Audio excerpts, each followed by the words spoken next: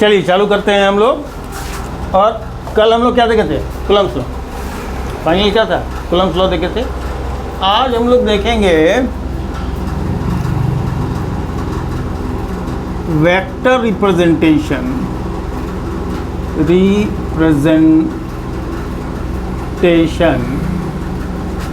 Of electrostatic force. Static force हम लोग कल क्या लिए थे? जैसे कि एक चार्ज Q1 यहाँ है और एक चार्ज Q2 क्या है? यहाँ है। यही देख रहे थे ना कल। और they are kept at a distance of r। तो फोर्स क्या है? स्केलर क्वांटिटी की वेक्टर क्वांटिटी? फोर्स क्या है? स्केलर या वेक्टर? क्या है? स्केलर। महादेव महादेव बोल बम जय सर शिव शंभु। क्या force? Vector scalar? No one in the class can explain whether force is vector और स्केलर। क्या हो गया इस देश को भाई? सही स्केलर है क्योंकि फोर्स में नापा जा सकता है। एक काम करना, इसी जो कल तुम लोग चैनल सब्सक्राइब किए हो, है ना,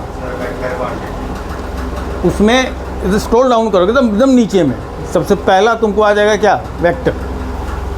सबसे पहला आएगा ही वेक्टर। और उसको जरा पूरा पढ़ डालिए, कम से कम देख डालिए। देख भी लीजिएगा तो समझ में आ जाएगा। और देखिए जरूर, क्या कि बिना वेक्टर के तो फिजिक्स आपको कुछ भी समझ में आएगा नहीं। बिना वेक्टर के फिजिक्स पढ़ाना मेरे लिए मुश्किल हो जाएगा। आपका पढ़ना मुश्किल हो जाएगा। जरा सैया को बंद कर दीजिए, है ना? चूल्हे हाँ सैया, हाँ क्या सैया जी को बंद कर दीजिए, ठीक है? चलिए, तो ये r डिस्टेंस पर है, ठीक है? तो ये तो अलग बात है। कल हम लोगों ने कूलम्ब्स लॉ में पढ़ा था कि 1/4 pi epsilon not K Q1 Q2/r² होगा, ठीक है? Q1 will exert force on Q2 and Q2 as well will exert force on Q1। अरे इन दोनों के फोर्स बीच में अगर फोर्स लग रहा हो तो ऐसा तो है नहीं कि फोर्स खाली Q1 ही Q2 पर लगाएगा, Q2 Q1 पर नहीं लगाएगा। लगेगा दोनों क्या होगा? ये अगर इसको खींच रहा तो ये भी क्या कर रहा होगा? इसको खींच रहा होगा। एक्शन रिएक्शन, एक्शन रिएक्शन, ये तो हो नहीं सकता है। जैसे किसी चीज़ को अगर तुम खींचो तो तुम अपनी तरफ उसको खींचोगे, उसके तरफ क्या हो जाओगे? तुम चले जाओगे। यही ना है थर्ड लॉ? और यही ना है थर्ड लॉ कि always forces always appears in pair. हम एक चीज़ सजेस्ट करते हैं तुम लोगों को, 11th वाला लगभग तुमको ग्रेविटेशन छोड़ दिया जाए, रोटेशनल मोशन तक का वीडियो डाला हुआ है, ठीक है? तो उसको ज़रा सा आप लोग क्या कर लें, वीडियो में देखते रहें ताकि कुछ बात समझ में आ जाए। तो यहाँ पर क्या होगा? दो फोर्सेज लगेंगे। वन जो है तो टू पर क्या कर फोर्स एक्सर्ट करेगा? किधर? रिपल्सिव फोर्स होगा, दोनों पॉजिटिव चार्ज है। तो इस पर लगने वाला force on two due to one, F21। Force acting on two due to one, F21। And Q1 और टू भी क्या होगा? वन पर एक्सर्ट करेगा फोर्स, ठीक है ना? Force on one due to two. क्या रिलेशन है? इन मैग्नीट्यूड तो F12 और F21 क्या होगा? बराबर होगा। F12 और F21 क्या होगा? बराबर होगा भी, है ना? क्या कि जो वो अगर जितना फोर्स इस पर लगाएगा उतना ही फोर्स ये क्या करेगा? इस पर भी लगाएगा, करेक्ट है ना? लेकिन डायरेक्शन में एक दूसरे के क्या है? ये अपोजिट हैं। डायरेक्शन में एक दूसरे क्या होगा? ये अपोजिट होगा ना? ये इधर लग रहा है, ये इसको इधर धकेल रहा है, ये इसको इधर धकेल रहा है, करेक्ट है ना? इसी में अगर माइनस प्लस होता तो क्या होता? एक पॉजिटिव होता और एक नेगेटिव होता, तो क्या कहानी होती? कैसा देखने को मिलता है हमको? बोलिए। ये चार्ज 1 है, ये चार्ज 2 है, r डिस्टेंस है। क्या देखने को मिलता है हमको? क्या देखने को मिलता है? देखने को ये मिलता है, इसमें फोर्स ऑफ अट्रैक्शन होता, F12 का डायरेक्शन कौन सा होता, ये होता, ठीक है जी। F12 का डायरेक्शन ये होता और F21 का डायरेक्शन ये होता कि नहीं होता, ठीक है, ओके। तो हालांकि ये रूल इसके लिए भी अप्लाई हो रहा है, ऐसा नहीं कि उसी के लिए अप्लाई हो रहा है। इसमें भी क्या है, F12 का डायरेक्शन ये है तो F21 का डायरेक्शन ये हो रहा है, ठीक है जी, है ना। चलो, तो ये तो हम लोग देख रहे थे क्या, वेक्टर रिप्रेजेंटेशन। इसमें अब थोड़ी सी बात, एक चीज़ और समझने की ज़रूरत है कि चलो भैया यहाँ लिख तो दिए हैं, लेकिन हम बनाए कहाँ, वो चीज़ समझाए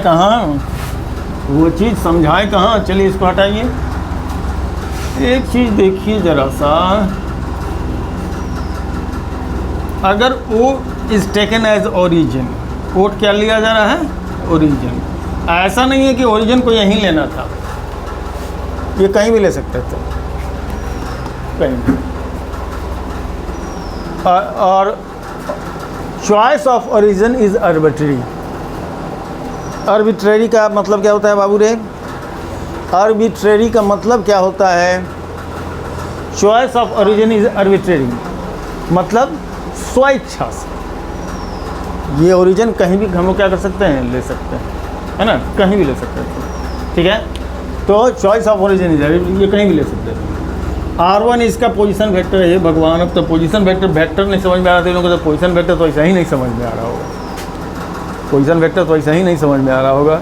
हाय रे कपार करबो की, हाँ बाप रे बाप, कैसे होगा ये, कैसे धर्म कर्म चली, कैसे धर्म करी चली बाबू रे। क्या ये जान तो लीजिए, बाद में इसके पीछे का भी कारण जान लीजिएगा, है ना। ओरिजिन के रेस्पेक्ट में इसके पोजीशन को रिप्रेजेंट करने वाला वेक्टर क्या कहलाएगा, पोजीशन वेक्टर। तो पोजीशन वेक्टर ऑफ कौन, Q1 चार्ज इज R1, इसको क्या कहते हैं, पोजीशन वेक्टर ऑफ व्हाट, क्या, Q1 चार्ज, ठीक है। और इधर में क्या हो रहा है, R2 is what, position vector of Q2 charge, ठीक है, ओके। तो दिस R, इसका डायरेक्शन अगर हम ये लें, हाँ, इसका डायरेक्शन अगर हम ये लें, ठीक है, तो ये हो जाएगा final position minus initial position. Good evening, chair लेके बैठ जाओ। R2 माइनस R1, ये डायरेक्शन किसका डायरेक्शन है, बता सकते हो, ये कौन सा डायरेक्शन है, ये F12 का डायरेक्शन है या F21 का डायरेक्शन है। देखो जो अच्छा, जो साफ हो वही ले लो, साफ करने की जरूरत नहीं, ठीक है। बताओ तो बच्चा सब, ये डायरेक्शन किसका डायरेक्शन, F21 का डायरेक्शन, गुड, है ना, यही ना डायरेक्ट, ये डायरेक्शन है F21 का ही डायरेक्शन है ना। तो इसमें क्या लिखेंगे, इसको बोलो तो, R2 minus R1, okay, R2 minus R1। तो ऐसे में जब वेक्टर फॉर्म में ये लिखे जाए, हम लोग इसको लिखेंगे, कैसे लिख पाएंगे जरा इसको समझिएगा। अगर हम लिख रहे हैं, क्या लिख रहे हैं, F वेक्टर, क्या लिख रहे हैं, F वेक्टर, ओके। तो 1/4 pi epsilon not Q1 Q2 upon R square लिखेंगे। इधर तो वेक्टर लगा, इधर भी तो कुछ लगेगा, इधर लगेगा इस डायरेक्शन का यूनिट वेक्टर। अच्छा, F वेक्टर तो F तो दो है, एक तो F21 है, एक F12 है, तो कौन सा लिखना चाहते हैं, कौन सा लिखना चाहते हैं, हम लोग लिखना चाहते हैं 1-2। चलो 1-2 का डायरेक्शन किधर है, इधर। जब पहले तुमको 2-1 दिखा लेते हैं, तब ज़्यादा ईजी रहेगा। इसका डायरेक्शन क्या है, उधर है।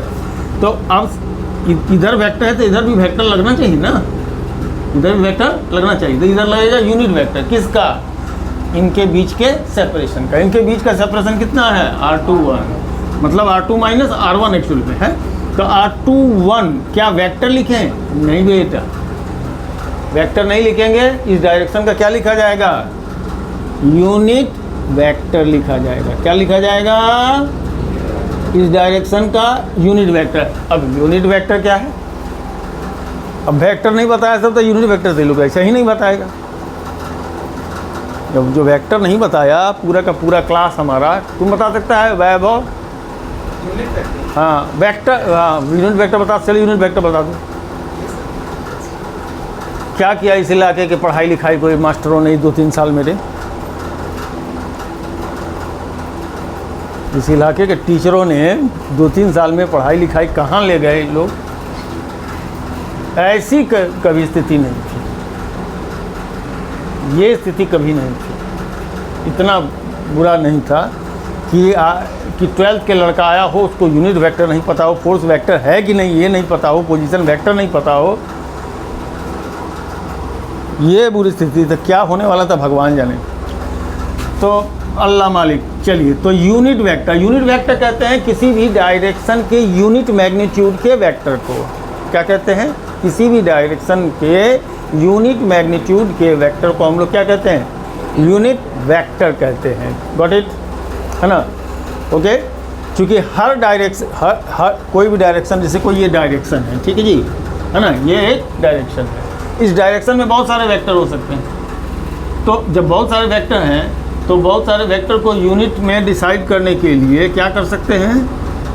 यूनिट में डिसाइड करने के लिए हम लोग क्या कर सकते हैं कि उसका इस डायरेक्शन का यूनिट वेक्टर बनाया जा सकता है। बना कैसे? जैसे मान लीजिए ये वेक्टर क्या है? ए है, ए वेक्टर इस डायरेक्शन का है। इस डायरेक्शन का यूनिट वेक्टर ए कैप बनाया जाता है vector A divided its magnitude से। ये रिलेशन बनता है इसका यूनिट वेक्टर निकालने का। ये सब 11th में था, 11th फिजिक्स में, है ना। ये सभी 11th फिजिक्स में था और 12th मैथमेटिक्स में। मैथ कौन कौन है 12th के? मैथमेटिक्स में। तो 11th मैथ में भी है ना वेक्टर? 11th मैथ में भी तो है वेक्टर, कुछ 11th में है कुछ 12th में, है ना। तो अभी कहा ना बताइए यूनिट वेक्टर क्या होता है, पढ़ाए थे तो उसे कम से कम राजेंद्र पढ़ाया होगा तुम लोग को। हाँ चलिए, तो यूनिट वेक्टर, तो यहाँ पर इसको लिखने का तरीका वेक्टर फॉर्म में क्या हो गया? ये हो गया इसका लिखने का तरीका। अब हम लोग जरा F12 लिखें। क्या लिखें? F12 लिखें। F12 कैसे लिखा जाएगा? सब कुछ तो वही होगा, सब कुछ तो वही होगा। क्या होगा? ठीक है, यूनिट वेक्टर भी यही होगा, लेकिन इसमें लग जाएगा माइनस, क्योंकि इसका डायरेक्शन अपोजिट है। ठीक है, ये जानकारी हमारे लिए आवश्यक है। आवश्यक इस मामले में है कि किसी न्यूमेरिकल में किसी जगह पर क्या करना होगा, इसको हम लोग को अप्लाई करने की ज़रूरत पड़ेगी, है कि नहीं? बिल्कुल सही। चलिए, अब इसके बाद ज़रा सा हम लोग एक चीज़ को देखें, इसी में देखें, इसी सेक्शन में देख लेते हैं। Forces between multiple charges. Forces between multiple charges.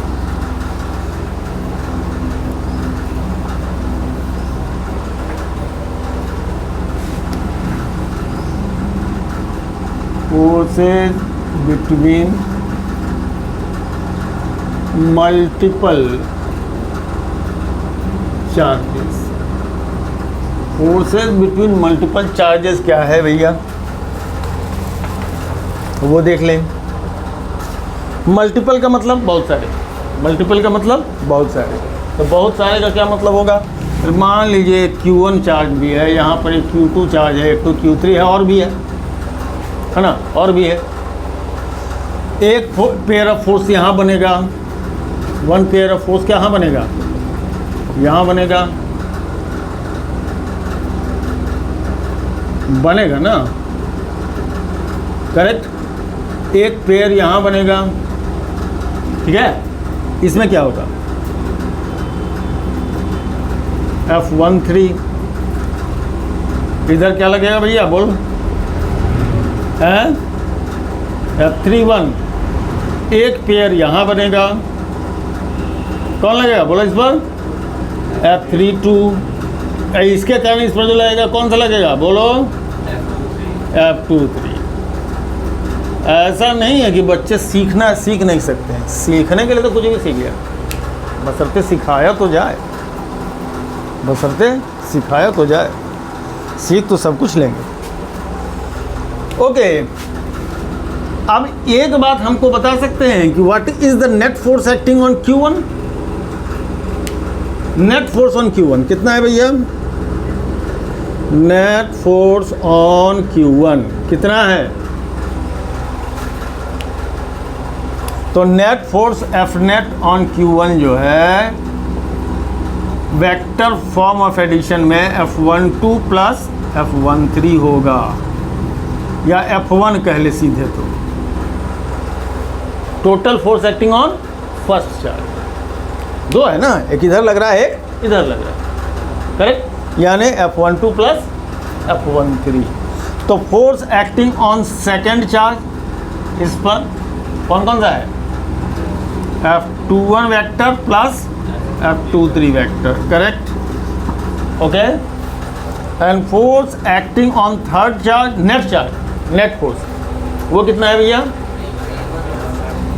हाँ, F31 vector plus F32 vector, correct. आई बात समझ में? ये कोई बहुत बड़ी बात थी नहीं जो समझने में आए। चलो हम लोग एक लगे हाथ एक इसका हम लोग क्या करें?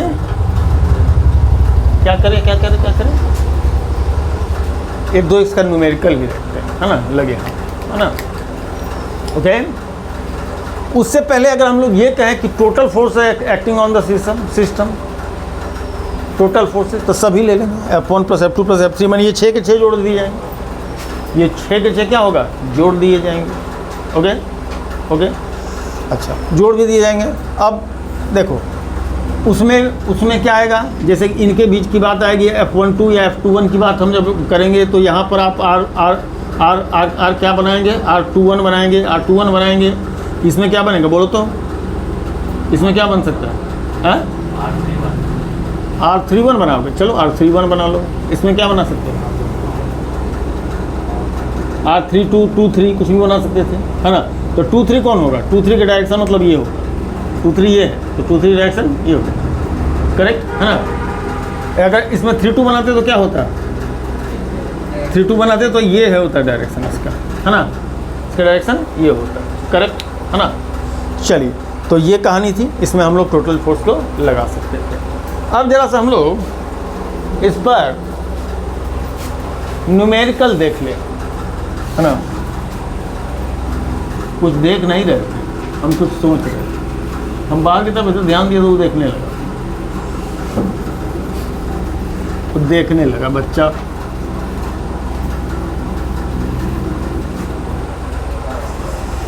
ये एग्जाम्पल 1.5 है एनसीईआरटी का, NCERT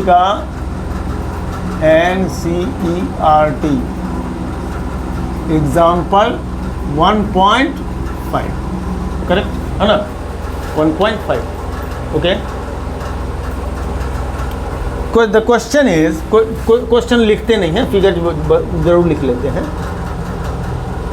consider 3 charges Q1, Q2, Q3 each of magnitude Q.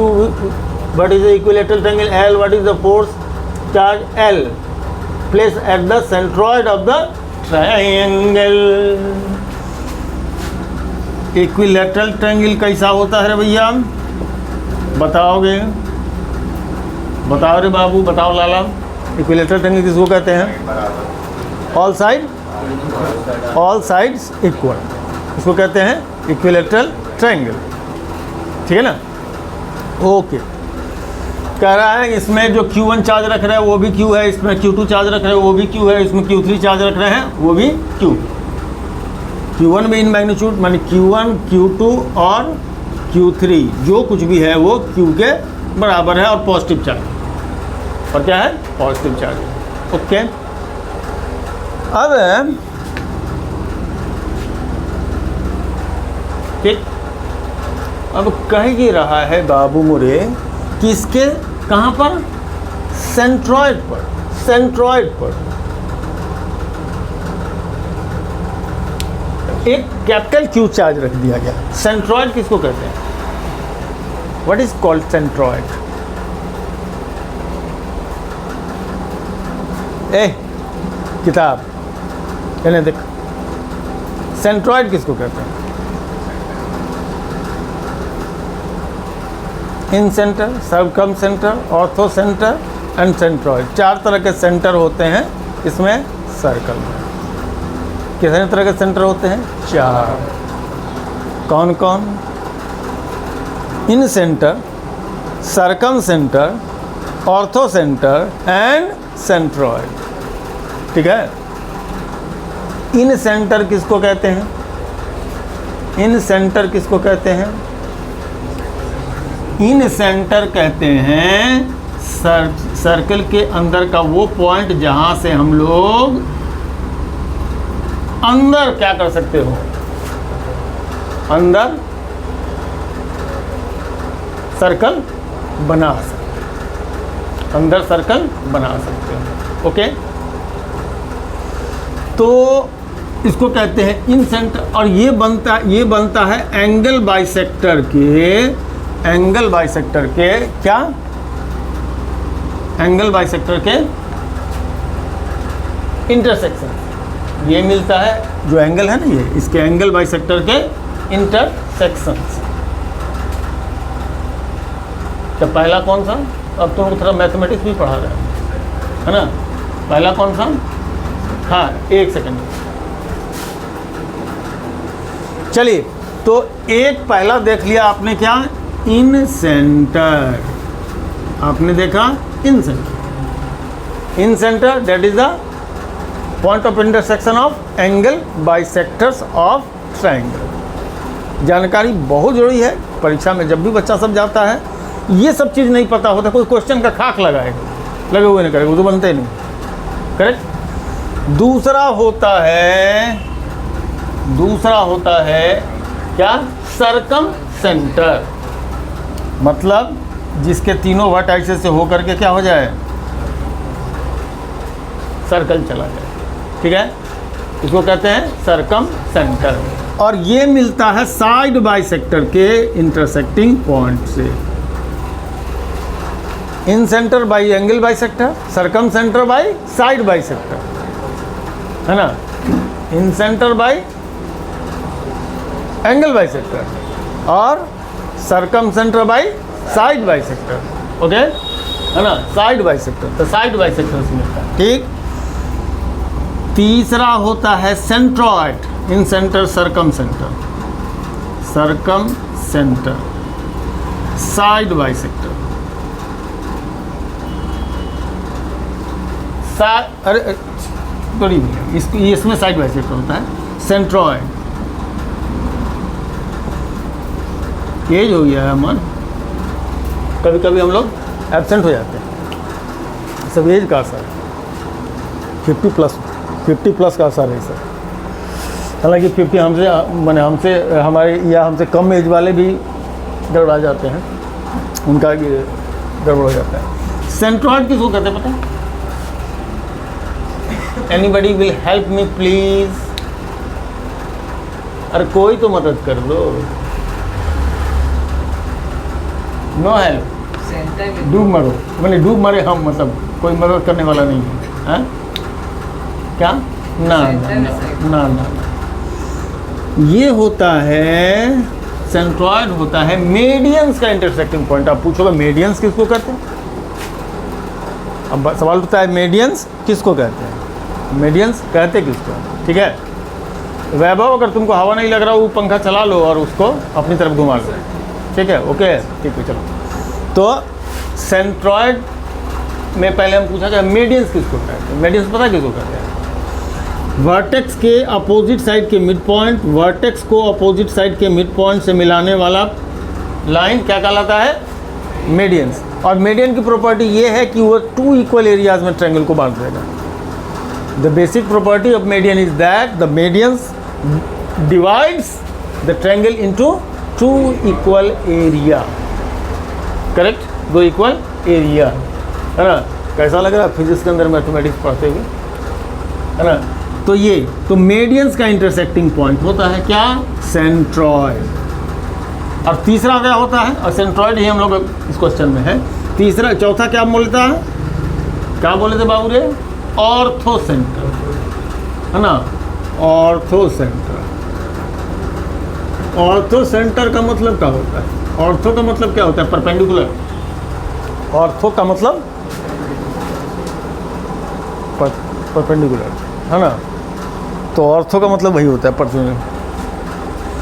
तो ऑर्थो सेंटर मतलब परपेंडिकुलर क्या, बाइसेक्टर्स, परपेंडिकुलर साइड पर जो परपेंडिकुलर डाले उसका उसका सॉरी परपेंडिकुलर का इंटरसेक्टिंग पॉइंट।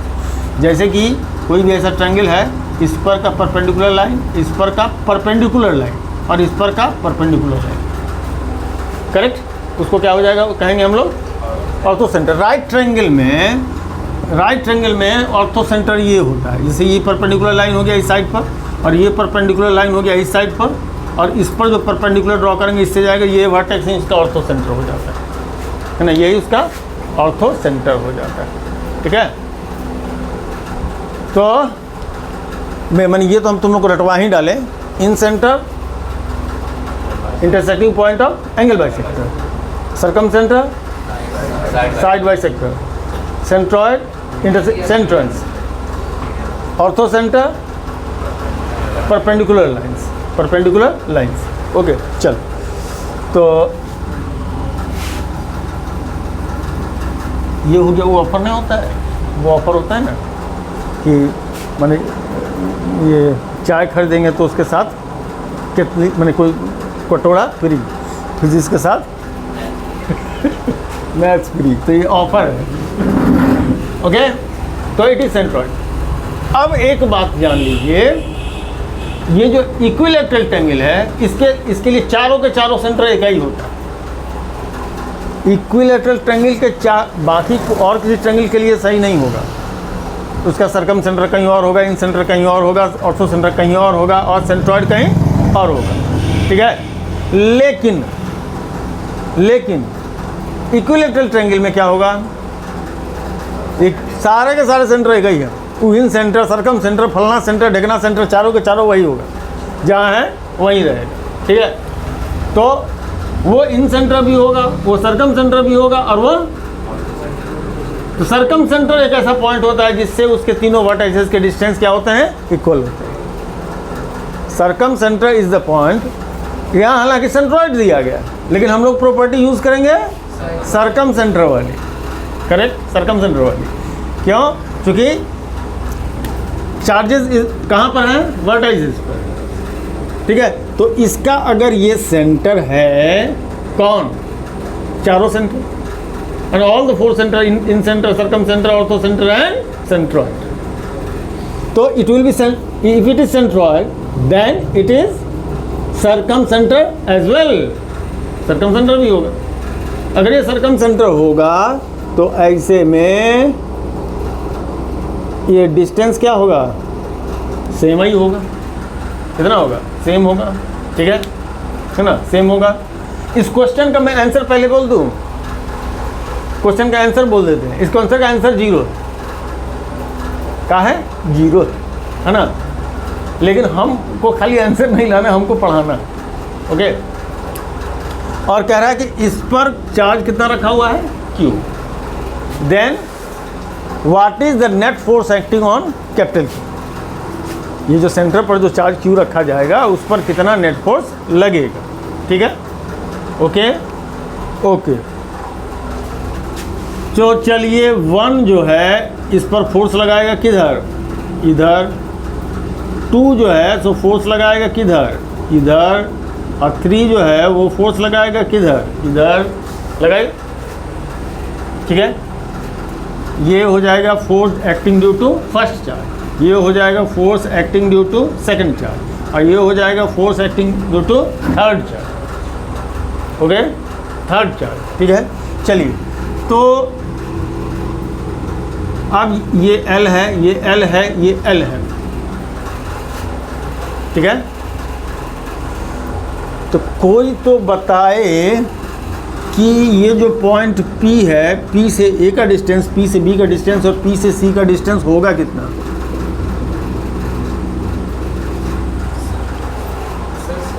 सब सेम होगा। क्या हो गया? उसको गर्मी लगेगी। हाँ, उसको चला लो, लेकिन वैसे बहुत ज़्यादा हवा देगा नहीं वो। जैसे बहुत ज़्यादा हवा देगा नहीं, बहुत ज़्यादा हवा देगा नहीं। गर्मी लग रही है तो ऐसे आ जाओ, बहुत ज़्यादा हवा देगा होगा नहीं। ठीक है, तो P से A का डिस्टेंस, P से B का डिस्टेंस और P से C का डिस्टेंस क्या होगा? सेम होगा। ठीक है,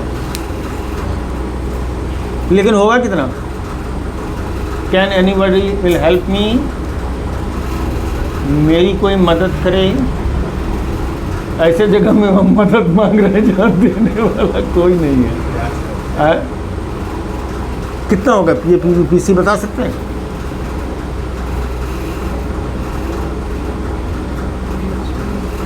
कुछ तो बताइए, कुछ मदद कीजिए। Help me please, help me please.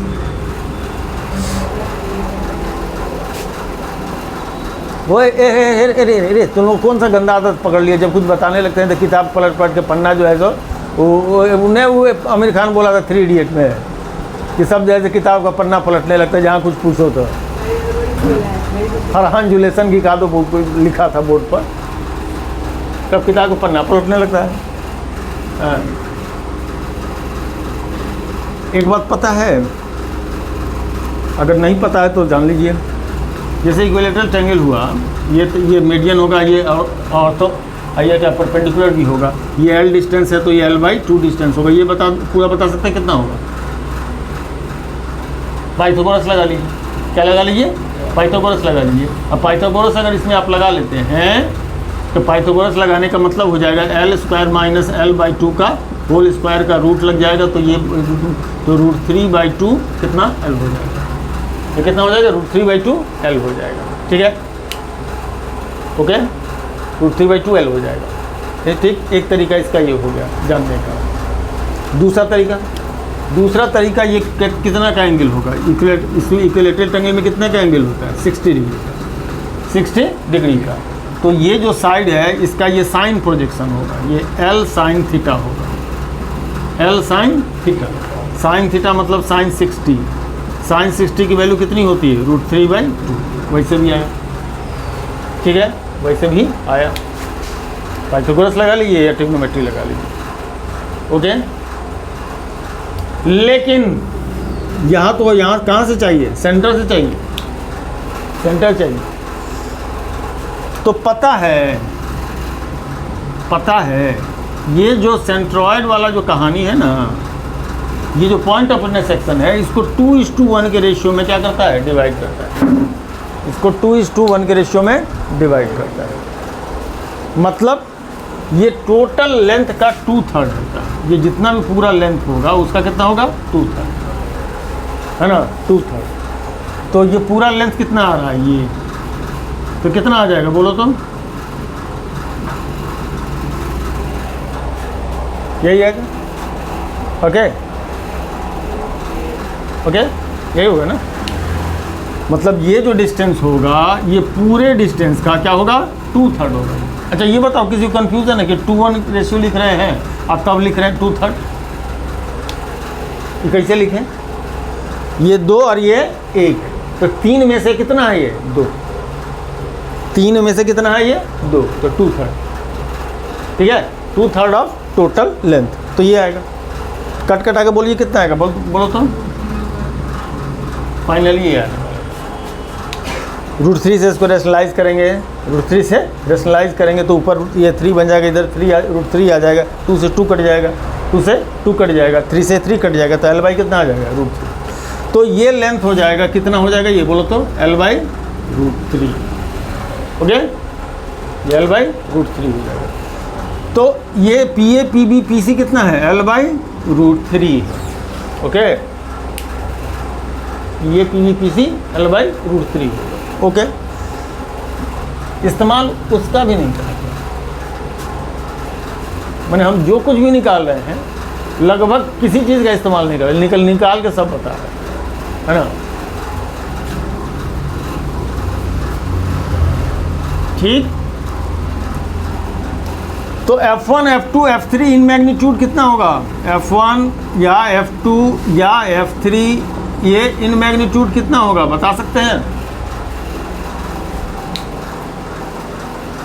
ओ बाबू साहब कहाँ मुड़ी डाले रहता है रे? F1 F2 F3 in magnitude कितना होता है? कितना होगा यहाँ? तो क्या लिखेंगे? 1/4 एप्सिलॉन नॉट, ये तो लिखने हैं कांस्टेंट के रूप में। ओके, इसके बाद Q1 Q2 मतलब Q1 Q2, ये Q1 Q2 नहीं, यहाँ रखा गया है Q, इसको इसके बीच में ना। तो Q1 Q2, Q1 का मैग्नीट्यूड कितना है? Q और कितना? कैपिटल Q, यही ना Q1 Q2 हो जाएगा। यहाँ कैपिटल Q, ये दो चार्ज यही ना है ना। अपॉन कितना? R स्क्वायर आएगा, डिस्टेंस का स्क्वायर, यानी PA स्क्वायर या PB स्क्वायर या PC स्क्वायर। ठीक है, ओके। इसको लेते हैं तो PA स्क्वायर, इसको लेते हैं तो PB स्क्वायर, लेकिन है सब तो कितना? L/√3। √3 का स्क्वायर होकर 3 बन के ऊपर चला जाएगा, है ना। ये 3 बन के ऊपर चला जाएगा, तो कुछ इस तरीके 3 बन के ऊपर चला जाएगा। यहाँ लिख लीजिए, ठीक है, यहाँ लिख लीजिए। ठीक, ये सब इतना होगा। ओके, तो ये जब सब इतना होगा तो जितना F1 उतना ही F2 उतना ही F3। ओके, अब ये forces F1 F2 F3 in magnitude same है और डायरेक्शन में अलग अलग है, लेकिन अलग अलग कितना है? एक बहुत सिंपल सा सवाल पूछते हैं। इक्वल फोर्सेस अपोजिट डायरेक्शन, दो फोर्सेस हैं, equal forces opposite direction, net force कितना? ये सिंपल बात है, वेक्टर की ही बात है, लेकिन ये समझ के ऐसे भी कोई बोल देगा कितना होगा। इक्वल फोर्सेस अपोजिट डायरेक्शन में अगर लग रहा हो तो यहाँ नेट फोर्स कितना हो जाएगा? अगर मान 0 हो जाएगा, तो मान लीजिए 10 न्यूटन से कोई इधर खींच रहा हो, 10 न्यूटन से इधर खींच रहा हो, तो नेट फोर्स क्या हो जाएगा? 0। इक्वल फोर्सेस कितने पर? 2 अगर हो, जरा गौर करना, 180 इधर से कितना? 180 है। Okay, equal 3 forces, equal 3 forces eight equal angles, equal 3 forces eight equal angles. 60, 120, 120 और 120, यही ना, 360 हो गया ना। तो ये इसका भी रिजल्टेंट कितना होगा? ये भी 0। Equal forces eight equal angle, ये भी 0। अगर ये F1 F2 F3 F4 अगर 90 90 90 90 ये मेरी 360 हो गया, इसका भी नेट फोर्स कितना होगा? 0। ये भी नेट फोर्स कितना होगा? 0। ठीक है, ओके। इसी तरह से आगे हम लोग क्या कर सकते हैं? बढ़ सकते हैं। अब जरा सा ये देखिए, angle between F1, F2 and F3 120 degree है, 120 का एंगल है। मानते हो कि नहीं मानते हो? यहाँ देखो तो एक पॉइंट का राउंड चल के आया है, तीनों मिलकर कितना हो रहा है? 120 120 120 है ना, 120। So net force on capital Q is 0, is 0। तो बोले सर तब ये निकलवा लिए थे, काहे हमको L/√3 या फलना ढकना पढ़ा दिए? वह बोल दिए थे कि 0 होता है।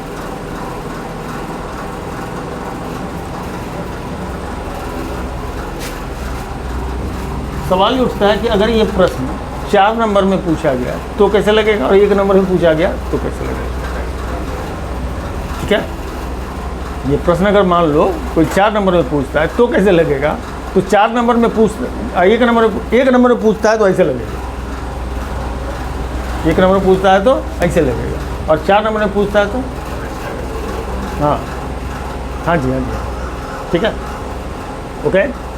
तो इसमें कैसे, जैसे ये हो गया ना, अब इनका हम लोग निकाल देते क्या, नेट फोर्स। कौन सा लॉ लगाते, वो law of addition of vector, law of addition of vector हम लोग इसमें लगाते हैं। ठीक है, law of addition of vector लगाते हैं कि F1 है F2 है, जरा देख लो, उसको भी दिखाते हैं, उसको भी दिखाते हैं।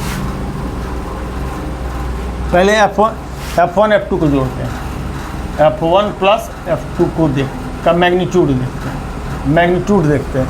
तो ये दोनों इतना ही है ना, दोनों इतना ही, एंगल कितना है ये, है ना, एंगल 120 का है, एंगल 120 का है। तो जब इसको जोड़ते तो कितना हो जाता है पता है, देख रहे बच्चा, यहाँ देखो F1 और ये कितना F2 है, इसका रिजल्टेंट बाइसेक्टर में आएगा। इधर जब आधा आधा करेंगे तो ये भी 60 और ये भी कितना 60, इधर में F2 cos 60, इधर में इसका F1 cos 60। ठीक है, मतलब ये भी है F, इसको अगर F कह लीजिए, इसको क्या कह लीजिए, F कह लीजिए, चूँकि मैग्नीट्यूड में सेम है। तो F2 cos 60 भी F cos 60 कहलाएगा, F1 cos 60 भी कितना कहलाएगा, F cos 60 कहलाएगा, है ना। तो F1 प्लस F2 का जो मैग्नीट्यूड होगा वो कितना होगा, 2F cos 60 होगा। बोलो, होगा कि नहीं होगा। अरे ये भी है F cos 60 है, F2 cos 60 भी F cos 60 हो गया, F1 cos 60 भी क्या हो गया, F cos 60 हो गया। अगर दोनों को जोड़ेंगे तो क्या होगा, 2F cos 60। cos 60 की वैल्यू बोलो 1/2, cos 60 डिग्री 1/2, 2 कटे कितना बचा F। तो ये हो गया F1 प्लस F2 का रिजल्टेंट, ये हो गया F1 प्लस F2 का रिजल्टेंट, इसको F डैश कह लीजिए, F डैश कह दीजिए। तो तीसरा वाला F3 किधर था, इधर था ना जी, कितना था, इधर था ना F3, करेक्ट, F3 इधर था ना। तो यहाँ पर क्या हो रहा है, और F3 इन मैग्नीट्यूड कितना है, F3 इन मैग्नीट्यूड कितना है, F के बराबर, F1 F2 F3 सभी F है, तो ये भी F है। तो ज़रा देखिए, इधर लगने वाला फोर्स भी F और इधर लगने वाला फोर्स भी F, करेक्ट है ना। Since F3 equals to minus F1 plus F2 है, F3 जो है माइनस F1 प्लस F2 के बराबर है, इसीलिए F1 plus F2 plus F3 equal to कितना 0। ठीक है, ओके। तो इस क्वेश्चन में कोई एक क्वेश्चन हम लोग नहीं देख रहे थे, हम लोग जो देख रहे थे, क्या देख रहे थे, एक कॉन्सेप्ट। क्या कर रहा है रे, हम लोग का फोटो खींच रहा है, कितना सुंदर, तो हम लोग दिख नहीं रहे हैं।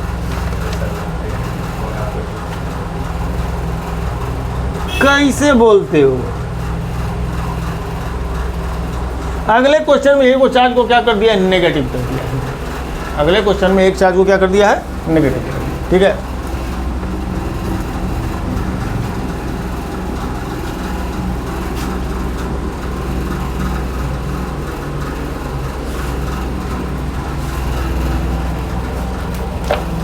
कंसीडर चार्ज इतना but calculated as on the what is the force on each charge, each charge पर लगने वाला फोर्स कितना है, इसको ऊपर वाला नेगेटिव कर दिया। देखो 1.5 NCR एंड 1.6 है नहीं, 1.6 NCRT। ठीक है, इक्विलेटरल ट्रायंगल है, ए पर का जो चार्ज माइनस कर दिया है, बी पर का चार्ज प्लस क्यू है और सी पर का प्लस क्यू। ठीक है, ओके ओके। चलिए, तो अब हम लोग ज़रा सा इसका शुरू हो जाए, किस पर कौन फोर्स किधर लगेगा, किस पर कौन सा फोर्स और किधर लगेगा। ठीक है, किस पर कौन सा फोर्स और किधर लगेगा, बोलो। F12 किधर, ये माइनस है, ये माइनस है, F12 किधर, इधर, एक प्लस और एक माइनस, बताए थे है ना। F12 इधर, ठीक, और F21 भी इधर ही, F21 भी इधर ही, करेक्ट। चलिए, अब इसका लीजिए, Q1 Q2 एंड Q3, इसमें ये रिपल्सिव होगा, है ना, ये कितना होगा, रिपल्सिव होगा, कितना होगा वो, बोलो बोलो बोलो। F23 होगा, यही ना, ये F23 होगा। चलो ये क्या हो जाएगा, इधर में क्या होगा, ये F32 हो जाएगा। ओके, और ओके ठीक है। अब 1 और 3 में भी देखिए, 1 और 3 में देखिए, 1 और 3 में देखिए तो F31 इधर, F31 इधर, और हाँ इधर क्या होगा, इधर होगा, इधर। ये भी तो माइनस प्लस है, ये भी तो माइनस प्लस है, तो F31 किधर हुआ, इधर, ठीक है। और 3 के कारण 1 तो F13 इधर। ओके चलिए, ये भी L डिस्टेंस, ये भी L डिस्टेंस, ये भी L डिस्टेंस। ओके, तो जितने भी फोर्सेस होंगे, F12 की बात करें या F21 की बात करें या F31 की बात करें या F31 या 13 की बात करें या किसकी बात करें, F32 की बात करें या F23 की बात करें या F32, और 32 लिख लिए, सब का मैग्नीट्यूड कितना है, सेम हो। क्या होगा, मैग्नीट्यूड ऑफ चार्जेस सेम। ये इस पर भी Q है तो इस पर भी Q है, इस पर भी Q है तो इस पर भी Q है, इस पर भी Q तो इस पर भी Q। चार्जेस सब पर सेम, डिस्टेंस सबका सेम, तो इन मैग्नीट्यूड सेम होगा। डायरेक्शन में इधर उधर हो रहा है ना, डायरेक्शन इधर से उधर हो रहा है, किनका, इनका। ओके ठीक। अच्छा, तो इसका जो अब चार्जेस पर फोर्स कितना लगेगा, इसका वाला इसके बाइसेक्टिंग एंगल पर होगा, इसका वाला इसके बाइसेक्टिंग एंगल पर होगा, और इसका वाला इसके बाइसेक्टिंग एंगल पर होगा। क्यों होगा, क्योंकि मैग्नीट्यूड इक्वल है। एक चीज़ सीख लीजिए, if two vectors are of equal magnitude, अगर दो वेक्टर क्या हो, इक्वल मैग्नीट्यूड के हो, तो इनका जो रिजल्टेंट बनेगा वो एंगल बाइसेक्टर होगा। इनका क्या होगा, एंगल बाइसेक्टर होगा। माने ए वेक्टर और बी वेक्टर अगर मैग्नीट्यूड में सेम होगा तो जो रिजल्टेंट बनेगा वो एंगल बाइसेक्टर के डायरेक्शन में जाएगा। ठीक है, इस चीज़ को ऐसे समझ सकते हो कि एक बंदे को यहाँ खड़ा किया जाए और दो बंदे इसको खींच रहे हैं, ठीक है, और दो बंदे खींच रहे हैं। जो दो बंदे इसको खींच रहे हैं वो दोनों बंदे एक बराबर फोर्स लगा सकते हैं कि अगर ये 5 न्यूटन लगा रहा है तो ये भी क्या कर रहा है, 5 न्यूटन का फोर्स लगा रहा है। ठीक है, तो इसका जो मूवमेंट होगा सीधे बीच में आएगा।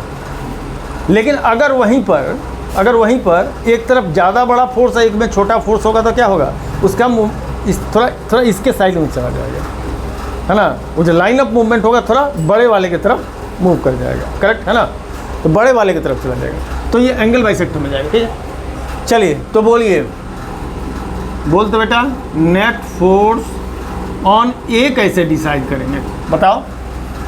ये आपका F12 प्लस F13 का रिजल्टेंट होना चाहिए। नेट फोर्स इसका F12 और F13 का क्या होगा, रिजल्टेंट होना चाहिए।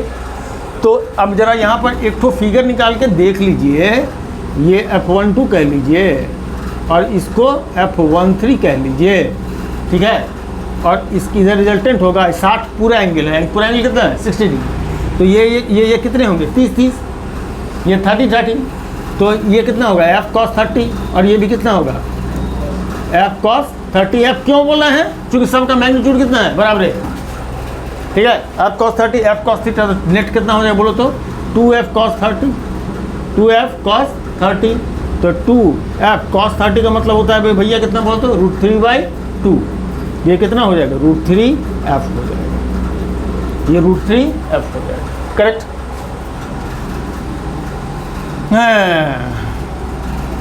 Net force on B, net force on B, net force on B कितना होगा, ठीक है। इसको भी निकालो, F21 F23 F21 F23 angle bisector होगा। ये टोटल एंगल कितने का होगा, अंदर में 60 का है तो बाहर में कितने का होगा, 120 का। लीनियर पेयर से 120 का, तो ये एंगल कितना का होगा 60 का, ये भी कितना होगा 60 का। इसमें इसका प्रोजेक्शन f cos 60, इसमें इसका प्रोजेक्शन f cos 60, तो नेट कितना हो जाएगा 2f cos 60, 2f cos 60 का मतलब 1/2 करके f कितना आएगा f, correct.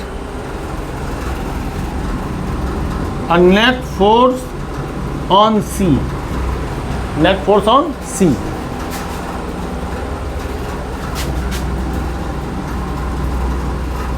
as above, it will be क्यों? अरे ये यहाँ जो कहानी है वही कहानी यहाँ नहीं हो रही है। अरे जैसा इधर है वैसा ही तो इधर है, तो जितना इधर होना चाहिए उतना ही इधर होना चाहिए, क्योंकि जितना F23 है उतना ही 32 है, जितना F31 है उतना ही F13 है, चाहे F12 भी उतने बराबर, सब तो बराबर ही है, सब तो बराबर है, करेक्ट है ना। तो ऐसे एंगल यहाँ भी 120 का है, तो अगर इधर F आया तो इधर भी F ही आएगा, करेक्ट, ओके।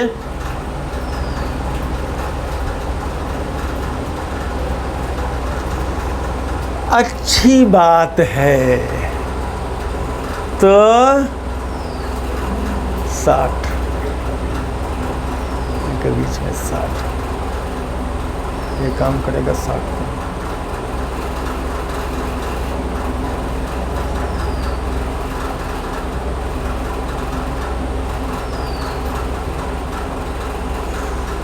तो ये हो गए कितने इंडिविजुअल फोर्सेस कि इस पर कितना फोर्स, इस पर कितना फोर्स और इस पर हमारा कितना फोर्स लग रहा होगा, ठीक है। चलिए अब हम लोग कहानी को आगे बढ़ा दें। Electric field, the next topic is electric field. Electric field किसको कहते हैं रे बाबा? फील्ड किसको कहते हैं? जब दौड़ने जाते हैं जहाँ दौड़ने जाते हैं उसको फील्ड कहते हैं? नहीं, उसको भी फील्ड कहते हैं, ग्राउंड कहते हैं, उसको भी फील्ड कहते हैं, कहने के लिए फील्ड। जहाँ खेती करते हैं उसको फील्ड कहते हैं। एक इलाका, एक एरिया, एक स्पेस जहाँ प्रभाव हो आपका, इफेक्ट हो आपका, वो क्या कहा गया? मेरा इलाका है ना, ये तो पूरा मेरा इलाका है। मैंने आपका इस यहाँ पर क्या है? दबदबा है, असर है, दबदबा है, असर है, तो उसको क्या कहते हैं? फील्ड। ये हमारा फील्ड है। या वर्क प्लेस, उसको भी वर्क फील्ड कहते हैं, वर्क फील्ड कहते हैं। कार्यक्षेत्र फील्ड कहते हैं, वर्क फील्ड कहते हैं। तो दबदबा हो या आपका कार्य करने का क्षेत्र हो, मैंने एक्शन का इलाका जो भी हो, उसको क्या कहते हैं? फील्ड कहते हैं। तो इलेक्ट्रिक फील्ड। तो अगर कोई चार्ज कहीं प्रेजेंट है, तो अगर इस चार्ज से बहुत दूर 100 मीटर 200 मीटर के डिस्टेंस पर किसी चार्ज को रखा जाए, तो उस चार्ज और इस चार्ज के बीच में कोई इंटरेक्शन होगा क्या? प्रैक्टिकली नहीं होगा, प्रैक्टिकली नहीं होगा। तो मान लीजिए उस चार्ज को लेके आप क्या कर रहे हो? आ रहे हो। एक लिमिट ऐसा होगा जिसके बाद जैसे ही आप उसके अंदर आएंगे तो क्या होगा? अब इसके इन दोनों के बीच में कुछ इंटरेक्शन चालू हो जाएगा, है ना, इंटरेक्शन चालू हो जाएगा। तो जिस मैंने क्या बोलते हैं, बाउंड्री लाइन के अंदर से, और जब जहाँ चालू हो गया उस बाउंड्री लाइन को लेकर के पूरा, अगर पूरा एक स्पेस उसके चारों तरफ, चार्ज के चारों तरफ का है वो स्पेस, जिसके अंदर अगर चार्ज आता है, कोई एक्सटर्नल चार्ज अगर आता है, तो वो कोई फोर्स ऑफ इंटरेक्शन को एक्सपीरियंस करता है, उसको क्या कहेंगे? Electric field of that charge. Got it? समझ में आई बात, है ना? अरे उधर कितना समझ में आया छोड़ दे, समझना तो उसको भी था, लेकिन ये तो ज़रूर समझ में आना चाहिए, ठीक है, ओके। तो फील्ड कहते हैं the space around any charge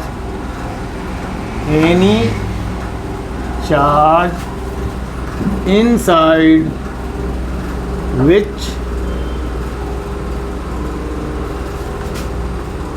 another charge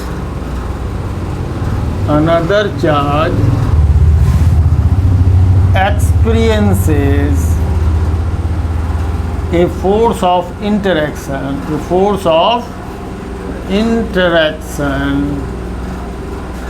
when brought inside it, जब हम उसको अंदर लाएंगे। ठीक है, ओके, ये होगा मोटा मोटी, ऐसा मान के चले। इसके राउंड का क्या है, ये वो स्पेस है जिसमें हम लोग का वो फोर्स क्या करेगा, वो एक्सपीरियंस करेगा। ठीक है ना, वो फोर्स एक्सपीरियंस करेगा। ओके, अब बात करते हैं हम किसकी, electric field strength, electric field strength की, इलेक्ट्रिक फील्ड स्ट्रेंथ की। तो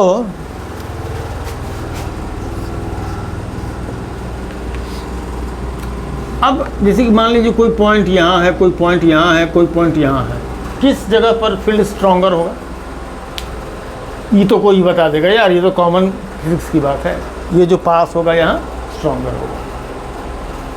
करेक्ट, यानी अलग अलग पॉइंट पर इलेक्ट्रिक फील्ड के अंदर इलेक्ट्रिक फील्ड का स्ट्रेंथ क्या होगा, अलग अलग होगा। इसी इलेक्ट्रिक फील्ड स्ट्रेंथ को हम लोग किस नाम से जानते हैं, इलेक्ट्रिक फील्ड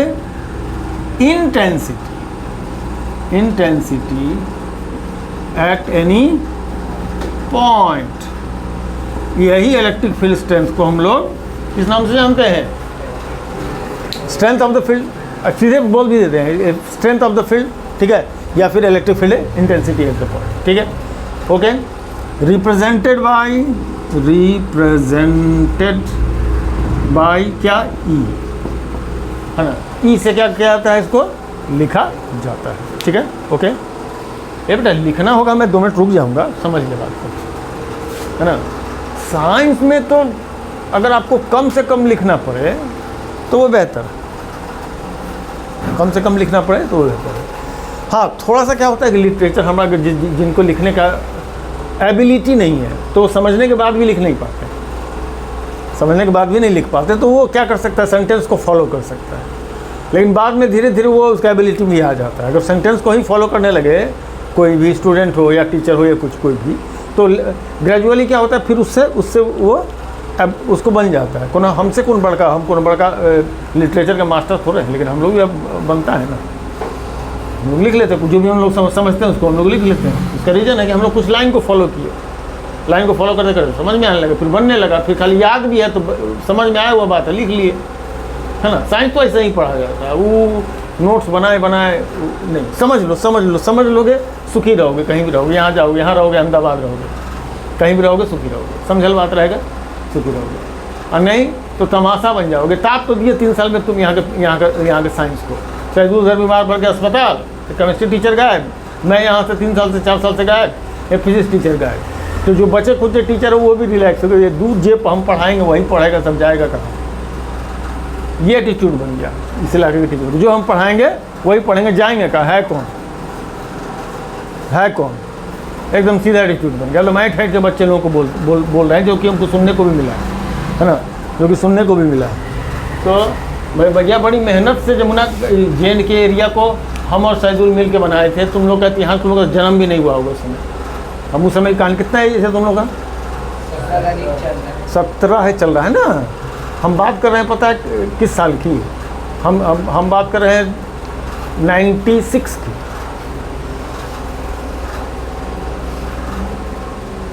तो इस इलाका को हम लोग बसाए हैं, एजुकेशन में बनाए हैं। ये आज जो तुम लोग देख रहे हो यहाँ की सिचुएशन क्या थी पता है। तो हम लोग किसे क्या इलेक्ट्रिक फील्ड को रिप्रेजेंट करते हैं, किससे, ई से रिप्रेजेंट करते हैं। और डिफाइन कैसे करते हैं, तो डिफाइन करने का ये जब होते हैं इंटेंसिटी को कौन सा समझा दी सर, इलेक्ट्रिक फील्ड इंटेंसिटी।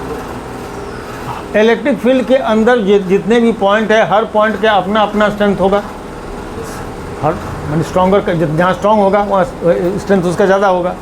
और हर पॉइंट का स्ट्रेंथ अलग अलग होगा, तो उस स्ट्रेंथ को मेज़र करने के लिए जो फिजिकल क्वांटिटी ली जाएगी उसको अपन लोग क्या कहेंगे? Electric field intensity eight that point. Got it? ठीक है, तो electric field intensity at any point ई से। तो अब हम लोग अगर मान लीजिए किसी पॉइंट पी पर की इलेक्ट्रिक फील्ड इंटेंसिटी की क्या निकालने जा रहे हैं? वैल्यू। ओके, तो वैल्यू निकालने के लिए जाएंगे तो कैसे पता चलेगा कि कहाँ पर का स्ट्रेंथ ज़्यादा और कहाँ पर का स्ट्रेंथ कम है ना? कहाँ पर का स्ट्रेंथ ज़्यादा और कहाँ पर का स्ट्रेंथ कम है। अगर स्ट्रेंथ पता करना हो तो एक बराबर वजन का पत्थर दे दिया जाए सभी लड़कों को और कहा जाए कि फेंक के दिखा, तो जिसका जितना दूर जाएगा उसका स्ट्रेंथ क्या होगा? ज़्यादा होगा। एक नॉर्मल बात है, नॉर्मल फिजिक्स है, नहीं कहेंगे ले हम उतना दूर हमारा स्ट्रेंथ ज़्यादा है। करेक्ट, ऐसा होगा ना? तो उसमें जो इस्तेमाल किया जाएगा पत्थर वो कैसा होना चाहिए? एक जैसा होना चाहिए। कैसा होना चाहिए? एक जैसा होना चाहिए। तो यहाँ पर भी जब हम इसकी इलेक्ट्रिक फील्ड की चर्चा करेंगे, क्या करेंगे? चर्चा करेंगे, तो जितने भी पॉइंट होंगे, अलग अलग पॉइंट की बात, इन जनरल पॉइंट की बात जब कर रहे हैं, तो पी पॉइंट पर लेने वाला जो चार्ज होगा वो कैसा होगा? एक जैसा होना चाहिए। तो ये एक जैसा क्यों अगर लेना है तो एक ही क्यों ना ले लें? जब एक जैसा लेना हो तो हम लोग एक ही क्यों ना ले लें? माने यूनिट चार्ज क्यों ना ले लें? Correct, okay. तो लेकिन चार्ज में को प्लस होता है, को माइनस होता है, एक प्लस होता है एक माइनस होता है, ठीक है। तो अगर जो इस तरह का कोई ट्रेडिशन बनता है टेस्टिंग के लिए अगर कोई ट्रेडिशन बनता है तो इसको टेस्ट चार्ज कहेंगे। तो एक ट्रेडिशन बना ले कि प्लस चार्ज लेंगे तो टेस्ट चार्ज होना चाहिए, और लेना कितना है? एक। लेना कितना है? एक, यानी यूनिट क्वांटिटी। तो क्या एक चीज़ अब जान लीजिए, जब यहाँ से ऑनवर्ड हम लोग इस तरीके के किसी भी काम के लिए जो इलेक्ट्रोस्टैटिक्स में यूज़ करते हैं उसको कहते हैं यूनिट टेस्ट पॉजिटिव चार्ज। क्या लेते हैं? Unit test positive charge. Unit मतलब एक, टेस्ट चार्ज है, टेस्टिंग के लिए चार्ज का इस्तेमाल कर रहे हैं। तो यूनिट टेस्ट और ले लिया क्या जाए ट्रेडिशनली क्या? Positive.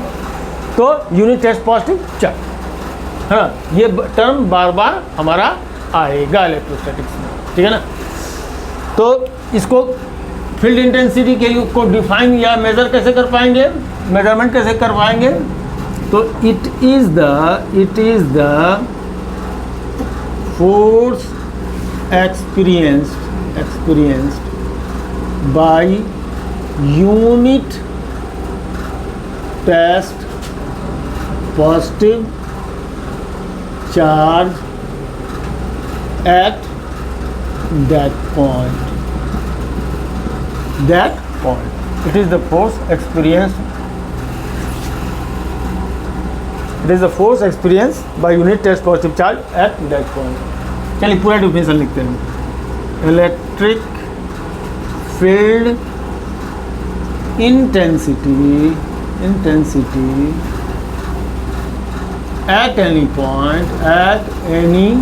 Point is the force experience by unit test positive charge at that point. Okay, ये बन गया उसका डिफिनेशन। इससे पता चलेगा जहाँ पर force unit test positive charge पर ज़्यादा लगेगा वहाँ स्ट्रॉन्गर होगा फील्ड, और जहाँ पर कम लगेगा वहाँ वीकर होगा फील्ड। यही होगा ना, वही होगा ना, वीकर होगा फील्ड। करेक्ट है ना। चलिए, तो ये तो बात हो गई किसकी? इसकी। अब if let Q naught be test charge.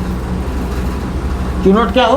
Test charge, test positive charge, test positive charge, है ना। टेस्ट पॉजिटिव चार्ज, यहाँ यूनिट नहीं बोले, point to be noted my lord, यहाँ यूनिट नहीं बोले। करेक्ट, ओके, यूनिट नहीं बोले। तो इफ क्यू नॉट बी, अरे कोई कन्फ्यूजन ना हो जाए, हम लोग लपेट के लिखते हैं। हमरा अक्सर अभी थोड़ी शुरुआती दौर में तो जो नए नए बच्चे हैं तरफ समझने में कुछ ना कुछ दिक्कत हो ही होगी, बाद में तो हम रगड़ देंगे तो पढ़ लोगे। महीना 2 महीना के बाद खाली ऐसे ऐसे चला देंगे ना तो सब पढ़ लोगे कि क्या लिखे हैं सब, है ना। वो एक जन के कॉपी में लिखते रहे, तो वो पुलिस वाले थे यहाँ भालूमारा थाना के, एक दिन कॉपी पलट के देखा, बोले कि कहाँ लिखा है तो मास्टर, तो कहता ये तो पढ़ा हो जाता है तुमको, तो बल्कि दे पढ़, हाँ बोले पढ़ के बता, वो पढ़ने लगा। तो बोलता गुरुजी ये कौन पढ़ाई पढ़ाते हैं आप, वो कौन से कैसे लिखते हैं, वो सब पढ़ लेते हैं, हमसे हम पढ़ ही नहीं पाते। तो बोल के ये डॉक्टर वाली पढ़ाई है, ना पढ़ पाइएगा। हाँ चलिए, तो क्यू नॉट हम लोग क्या रहे, ई let Q naught be the test positive charge. Okay, q naught क्या हो, टेस्ट पॉजिटिव चार्ज हो। और यहाँ पर चार्ज कितना रहा होगा, मान लीजिए क्यू, और यहाँ का रखा कितना, क्यू नॉट। तो by Coulomb's law, by Coulomb's law, Coulomb's law के मुताबिक अगर आते हैं,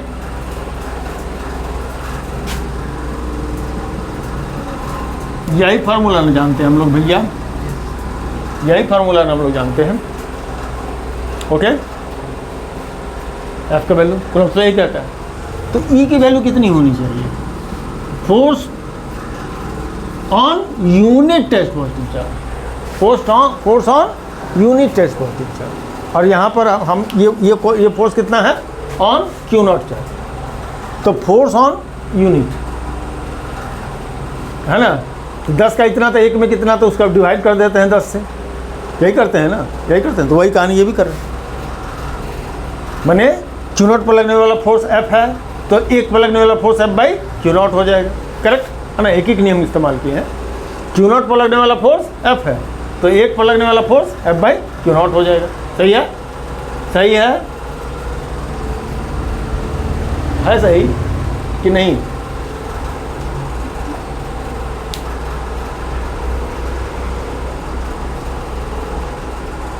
अच्छा एक बार ना हम इसको कुछ एग्जाम्पल से इसको समझा दें। अगर तुमको 10 ठो आम 50 रुपये में दिया है, तो 1 ठो आम कै रुपये में दिया, क्या किए, 50 में 10 का डिवाइड लगा दिए, वही कर रहे हैं, वही काम कर रहे हैं, ठीक है ना, वही काम कर रहे हैं। माने एफ मिला क्यू नॉट में, तो 1 में कितना, 1 में कितना, तो E equal to F by Q not.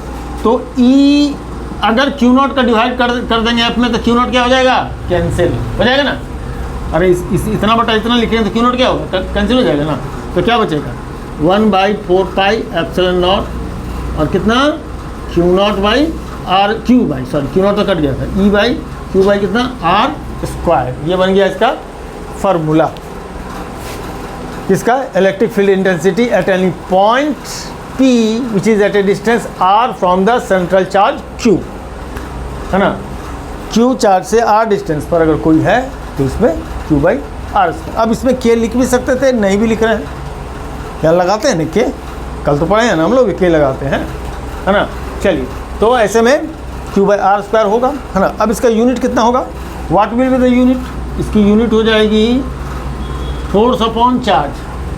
Force का कितना होता है, न्यूटन, चार्ज का कितना होता है, कूलम, तो न्यूटन पर कूलम यूनिट बन जाएगी किसकी, इलेक्ट्रिक फील्ड इंटेंसिटी की, करेक्ट। किसी को अगर उतारना हो